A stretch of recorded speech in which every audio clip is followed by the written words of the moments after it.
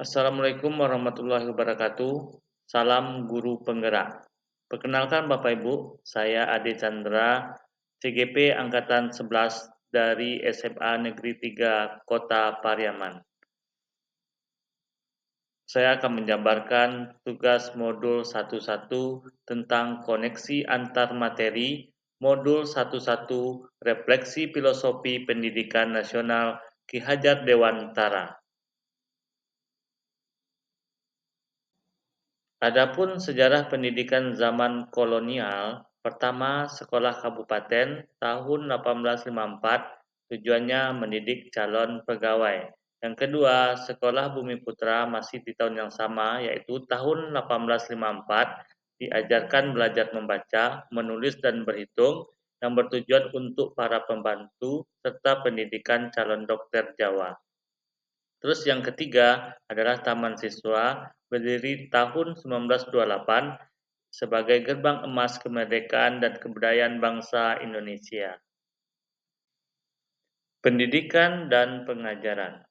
Menurut Ki HD, pendidikan adalah menuntun segala kodrat yang ada pada anak agar mereka dapat mencapai kodrat kebahagiaan yang setinggi-tingginya, baik sebagai manusia maupun sebagai anggota masyarakat. Sementara pengajaran adalah proses pendidikan dengan cara memberi ilmu atau berfaedah buat hidup anak baik lahir maupun batin. Pendidikan hanya suatu tuntunan, artinya hidup dan tumbuhnya anak itu terletak di luar kecakapan atau kehendak kita sebagai pendidik. Kita hanya dapat menuntun agar dapat memperbaiki lakunya, hidup dan tumbuhnya. Semboyan Ki Hajar Dewantara. 1. Ing ngarso sung tulodo, yang artinya pendidik harus memberi contoh atau menjadi panutan. 2. Ing madya mangun karso, artinya pendidik harus berada di tengah-tengah para muridnya membangun semangat.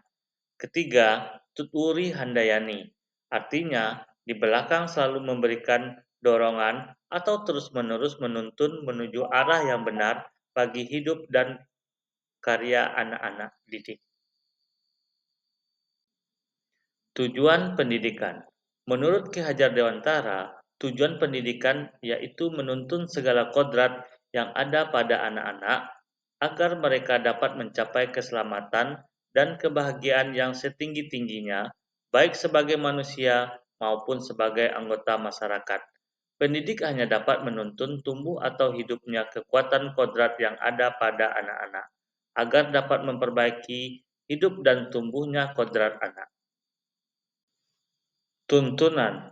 Tujuan dari tuntunan agar anak semakin baik budi pekertinya. Anak yang dasar jiwanya kurang baik dan tidak mendapat tuntunan tentu akan mudah menjadi orang jahat atau semakin tidak baik budi pekertinya. Anak yang sudah baik dasarnya tetap masih memerlukan tuntunan. Dengan adanya tuntunan, ia dapat terlepas dari segala macam-macam pengaruh jahat. Metode Montessori, Probel, dan Taman Anak. 1.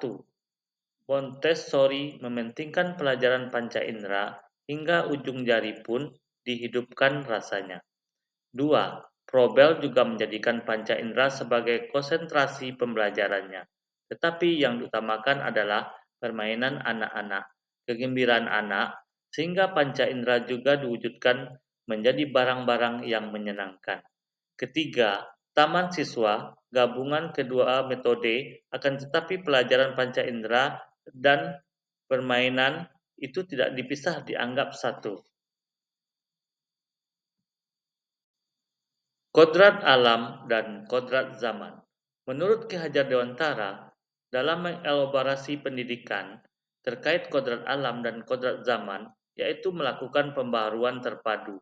Hendaknya selalu diingat bahwa segala kepentingan anak-anak didik, baik mengenai hidup pribadinya maupun hidup kemasyarakatannya, jangan sampai meninggalkan segala kepentingan yang berhubungan dengan keadaan baik pada alam maupun pada zaman. Pendidikan dengan perspektif global, PhD mengingatkan bahwa pengaruh dari luar harus tetap disaring dengan tetap mengutamakan kearifan lokal, sosial, budaya yang ada di Indonesia. Budi pekerti. Menurut Ki Hade, budi pekerti atau karakter merupakan perpaduan antara gerak pikiran, perasaan, dan kehendak, atau kemauan sehingga menimbulkan tenaga. Budi pekerti juga dapat diartikan sebagai perpaduan antara cipta atau kognitif, karsa atau afektif, sehingga menciptakan karya atau psikomotor. Keluarga menjadi tempat bagi anak untuk mendapatkan teladan, tuntunan, dan pengajaran dari orang tua. Peran orang tua sebagai guru, penuntun, dan pemberi teladan menjadi sangat penting dalam pertumbuhan karakter baik anak. Budi pekerti melatih anak untuk memiliki kesadaran diri yang utuh untuk menjadi dirinya, kemerdekaan diri, dan kemerdekaan orang lain. Pengetahuan dan pengalaman baru. Pengetahuan baru yang saya dapatkan. 1. Dengan mempelajari modul ini, mulai dari pendidikan zaman kolonial, bahwasanya pendidikan hanya untuk kalangan tertentu dan untuk tujuan tertentu juga. 2. Pendidikan bertujuan menciptakan ruang bagi murid untuk bertumbuh secara utuh agar mampu memuliakan dirinya dan orang lain, dan menjadi mandiri. Sebagai pendidik, kita menuntut segala kodrat yang ada pada anak-anak agar mereka mencapai keselamatan dan kebahagiaan yang setinggi-tingginya, baik sebagai manusia dan sebagai anggota masyarakat. Sebagai pendidik, kita menuntun dan memelihara anak-anak agar tumbuh kembang dengan baik dan tidak berubah menjadi kurang baik.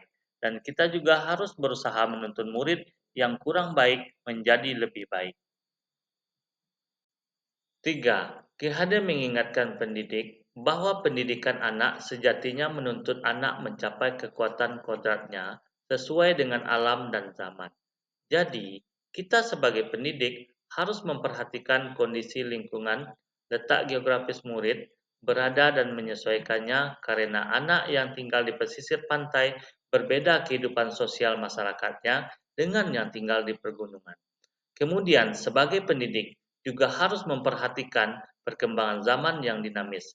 Jadi, dengan majunya teknologi, kita harus bisa mengikuti dan meningkatkan kompetensi supaya dalam mengajar kita bisa sesuai dengan tuntutan zaman yang sudah serba berbasis IT. 4. Keluarga adalah tempat bagi anak untuk mendapatkan teladan dan tuntunan pengajaran orang tua. Budi pekerti merupakan kesetaraan hidup antara cipta, rasa, karsa, dan karya. Budi pekerti melatih anak untuk memiliki kesadaran diri yang utuh menjadi dirinya dan kemerdekaan orang lain. Pengalaman baru. Dengan mempelajari modul ini, pengalaman baru yang saya dapatkan ternyata selama ini dalam mengajar masih memaksakan murid-murid harus semuanya mampu menyelesaikan apa yang saya tugaskan.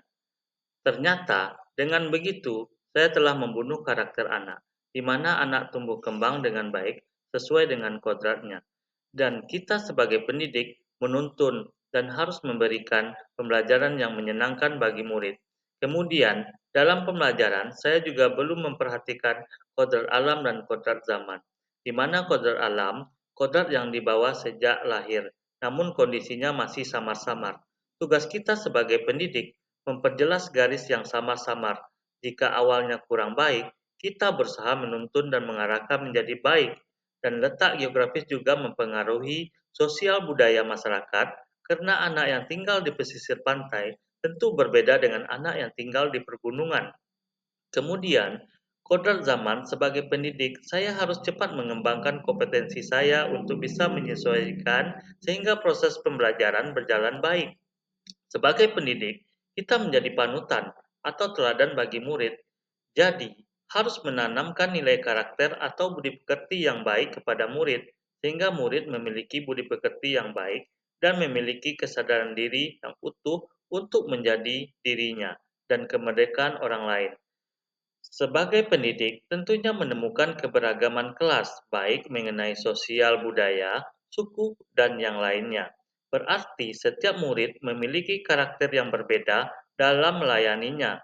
Tentu harus menyesuaikan dan memberikan layanan terbaik karena kita sebagai pendidik menghamba kepada murid. Kita harus mengutamakan kepentingan murid supaya tumbuh kembang dengan baik. Saya ingin menerapkan pembelajaran ke depannya di kelas sesuai dengan pemahaman KHD dengan memperhatikan kodrat alam dan kodrat zaman, serta menuntun murid dengan baik. Pembelajaran di kelas. 1. Pembelajaran di kelas yang saya lakukan jika pada jam pertama masuk adalah membariskan murid-murid di depan teras kelas. Kemudian ketua kelas menyiapkan dan semua murid masuk ke dalam satu persatu dengan bersalaman dengan saya. Ini untuk menanamkan sikap saling menghormati untuk meningkatkan budi pekerti murid. 2. Sebelum memulai pembelajaran, kegiatan yang dilakukan adalah berdoa bersama yang dipimpin oleh ketua kelas untuk meningkatkan nilai-nilai keagamaan. 3. Setelah mengambil absensi, saya memberikan pertanyaan pemantik sehubungan dengan materi yang akan dipelajari hari ini. 4. Metode pembelajaran pendidikan yang berpihak pada murid sesuai dengan pemahaman KHD. Yang saya lakukan adalah mendorong partisipatif aktif murid dengan cara menyampaikan topik pembahasan materi, kemudian murid-murid dibagi menjadi beberapa kelompok. Dalam pembagian kelompok, semua murid tidak dibeda-bedakan, baik dari segi sosialnya, kemampuan, dan lainnya. Saya menyampaikan kepada murid untuk aktif dalam kelompok, memberikan ide dan gagasannya, karena tujuannya mendorong supaya murid aktif dalam berdiskusi. Setelah diskusi, semua kelompok bergantian mempresentasikan hasil diskusinya. Ketika kelompok penyaji tampil, kelompok lain menanggapi dan memberi pertanyaan. 6. Di akhir pembelajaran, saya memberikan penguatan mengenai hasil diskusi dan melakukan refleksi mengenai kegiatan diskusi yang sudah dilaksanakan. Pembelajaran dengan metode diskusi kelompok sudah berjalan dengan baik. Ini mencerminkan pendidikan berpihak pada murid untuk mendorong partisipatif aktif murid sudah sesuai dengan yang diharapkan. Ini adalah foto-foto dokumentasi kegiatan pembelajaran di kelas.